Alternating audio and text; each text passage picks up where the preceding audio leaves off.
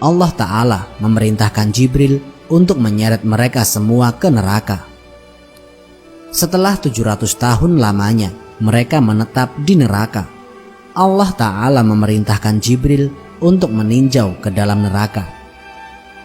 Di depan api neraka yang bergolak, Jibril menyeru api agar sedikit bergeser. Geserlah sedikit neraka supaya dapat kulihat ke bawah orang yang tengah disiksa itu. Mundurlah semua api neraka itu.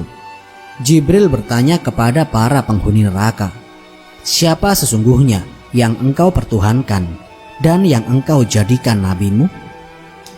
Para penghuni neraka yang beragama Islam namun banyak dosanya itu bersujud seraya berkata, tidak ku ketahui Tuhanku dan tidak ku ingat lagi nabiku. Jibril berkata lagi, bukankah yang engkau jadikan nabi itu adalah yang bernama Muhammad? Para penghuni neraka menyambut, itulah nabiku yang dinamakan Muhammad.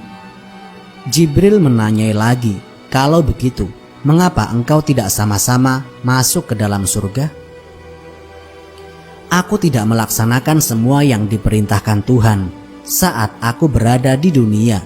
Itulah sebabnya sehingga kami dihukum, jawab penghuni neraka. Jibril kembali menghadap Allah Ta'ala untuk melaporkan hasil peninjauannya ke neraka. Kemudian Allah Ta'ala memerintahkannya untuk menemui Nabi Muhammad SAW di surga, membicarakan mengenai keberadaan umatnya di neraka. Ketika diberitahukan mengenai hal itu, perasaan Nabi Muhammad SAW sangat terharu mendengarnya. Adakah umatku yang masuk ke neraka? Tanya Nabi Muhammad SAW kepada Jibril.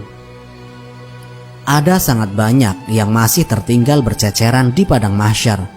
Mereka tidak dapat mengangkat kakinya dan gelap penglihatannya. Tidak dilihat kemana perginya bendera nabinya. Lalu aku pergi menanyakan kepada mereka, siapa Tuhanmu dan siapa nabimu? Ia menjawab kepadaku, tidak ku ketahui Tuhanku dan tidak ku ingat nabiku.